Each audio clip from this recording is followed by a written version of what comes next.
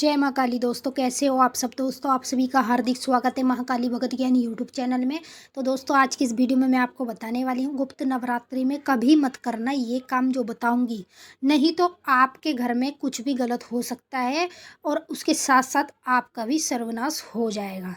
तो जो मैं बातें बताने वाली हूँ इसका आराम से और अच्छे से ध्यान रखें और सावधानी से इस कार्य को करें।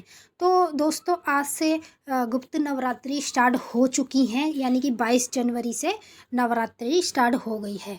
और इन नवरात्रि में आपको क्या क्या काम करने हैं और क्या क्या नहीं करने हैं ये मैं आपको बताने वाली हूँ। तो बताने से पहले मेरी आप सभी से रिक्वेस्ट है, अगर आप हमारे चैनल पे नए हो तो चैनल को subscribe to like share comment ज़रूर कर लेना, क्योंकि इस चैनल पे आपको ऐसी ऐसी जानकारी मिलने वाली है जो आपको कहीं भी नहीं मिली होगी। और ना आज तक आपको जीवन में किसी ने ऐसी बातें भी नहीं समझाई होगी जो मैं आपको बताने वाली हूँ। आजकल ज़्यादातर तो फेक लोग ही होते हैं जो आपको बताते हैं। यदि मैं आपको मेरी वीडियो हर पसंद आती है तो कमेंट में मुझे ज़रूर बताना। तो अब मैं आपको बता देती हूँ कि गुप्त नवरात्रि में आपको क्या क्या कार्य नहीं करने चाहिए।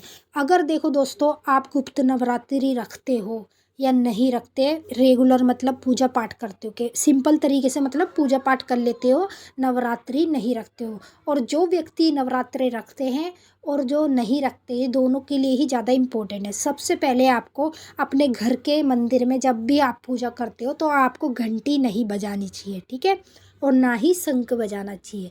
यदि हम अपनी रोज़ की रेगुलर पूजा में या फिर जब भी करते हैं तो घंटी ज़रूर बजाते हैं, स्टार्टिंग में भी बजाते हैं और लास्ट में भी बजाते हैं। तो आपको इस गुप्त नवरात्रि में बिल्कुल भी ये कार्य नहीं करना, ना ही घंटी बजानी है और ना ही शंख बजाना है।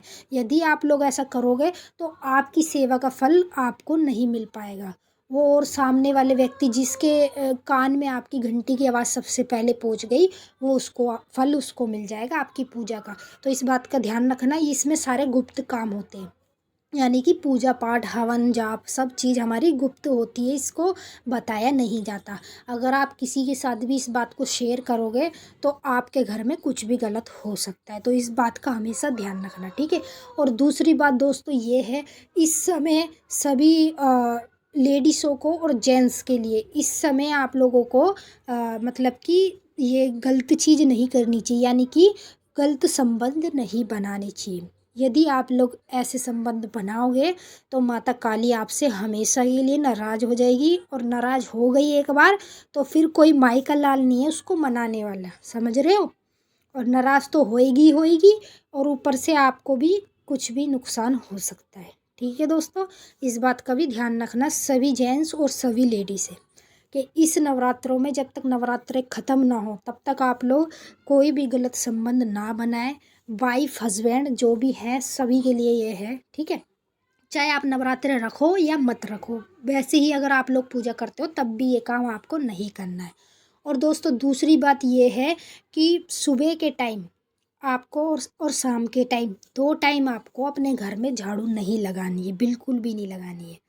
यदि आप लोग झाड़ू अपने घर में लगाओगे, गलती से कोई भी लगा दे आपकी फैमिली में से, तो आप लोगों को उसका नुकसान भी बहुत ज़्यादा भुगतना पड़ेगा। इन सब चीज़ों से माता काली बहुत ज़्यादा नाराज़ हो जाती है, और ये चीज़ें अगर आप जानबूझ के करोगे तो देख लेना, मैं आपको बता रही हूँ कि माता काली इतनी बुरी तरीके से बिचल जाएगी कि आपको या आपको कोई भगत भी मिलेगा वो भी माता काली को मना नहीं पाएगा। आप इन बातों का हमेशा ध्यान रखना। आपको झाड़ू नहीं मारनी, चाहे आप नवरात्र रखो या मत रखो। बहुत से लोग रखते हैं, बहुत से लोग नहीं रखते हैं, वो वैसे ही मतलब पूजा कर लेते हैं। सबकी देखो अपनी अपनी प्रॉब्लम होती है, किसी की पैसे की प्रॉब्लम होती है, यार पैसे देने भी तो होने चाहिए, खर्चा होता है सब चीज़ में। तो इसी वजह से लोग बाग बहुत से रखते हैं, बहुत से नहीं रखते। वैसे ही मतलब अपने घर के मंदिर में रेगुलर रोज़ नहा धो के सुबह शाम की पूजा पाठ कर लेते हैं। चलो सही है, आपकी प्रॉब्लम जो भी है वो माता काली सब जानती हैं, ऐसी कोई बात नहीं है, माँ काली से कुछ नहीं छुपता। तो आपको अपने घर में झाड़ू नहीं लगानी है, बस आपको पोछा ही मारना है। जब भी सुबह सफाई करो अपने घर की या शाम को करो, झाड़ू आपको बिल्कुल भी नहीं अपने घर में लगानी है। तो ये तीन चीज़ों का हमेशा आप लोग इस बात का याद रखना।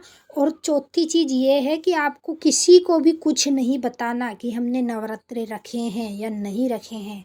ये गुप्त कार्य होते हैं, अगर आप रखना चाहते हो तो आप अगर माता काली की, माँ दुर्गा की स्थापना करना चाहते हो तो आप चुपचाप से ही करोगे, किसी को कुछ नहीं बताओगे। यदि आपसे कोई पूछता भी है तो आप कह दो नहीं बस ऐसी पूजा करने का मन था, सो मैंने सोचा कि पूजा कर ले माता काली की या माता दुर्गा की स्थापना कर ले। बस ऐसे आपको चुपचाप से बोल के टाल देना है, ज़्यादा कुछ बोलना नहीं, किसी का ज़्यादा कुछ जवाब नहीं देना। अगर आप किसी को बताओगे तो आपकी पूजा का फल उस व्यक्ति को मिल जाएगा, आपको कुछ नहीं मिलने वाला, आप वहीं के वहीं रह जाओगे। ठीक है दोस्तों, आप इस बात का हमेशा ध्यान रखना जो जो मैंने आपको बताया है। तो अब हम आपसे मिलेंगे नेक्स्ट वीडियो में, तब तक के लिए जय माँ काली, हर हर महादेव। मैं विनती करूँगी माता काली से, माता काली आप सभी की सारी मनोकामनाएं पूरी करें, खुश रहें आप, खुश रहे आपका परिवार। मेरी तरफ से आप सभी को नवरात्रि की, गुप्त नवरात्रि की ढेर सारी शुभकामनाएं। माता काली आप सभी का कल्याण